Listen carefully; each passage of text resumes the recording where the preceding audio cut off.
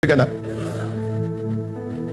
is a dimension of reality that God dwells in that makes it easy for him to see things that be not in our realm.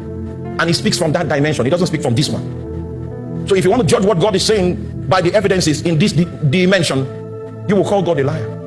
But he's not a liar, because he is pedestaled in another frame of reference, and his perception of reality transcends time and space. And in that his frame of reference, he can identify some things that are not verifiable in the natural yet. You know what faith will make you? Faith will make you a creature of that dimension where God is. You see, in faith, God is inviting you to come into that dimension where he is, where he sees realities that are not yet real, that have not yet fructified in the natural realm. They cannot be verified by your natural senses. That's where he dwells. And his invitation for you to walk by faith will inevitably bring you and domicile you in the same location. Because of this, I need to define what the prophetic spirit is. I need to define it. Are you there? To help me define what, because, hey, are you with me? You're not here. You're not. You know, I read only 2 scriptures so that we will not stray. Just 2.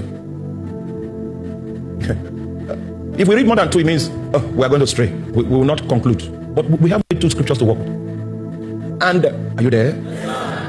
The God, I want to introduce God to you. The one that quickens the dead is the same one that calls the things that be not as though they were. And that's how your Father is. The time has come for us to know that God. That God that gives life to that which has died. Because from the eyes, the perspective of men, if someone loses life physically, we call him dead. In the eyes of God, it means this is a candidate for quickening. You are calling it dead. You are already making phone calls for a burial, and you are trying to price a coffin.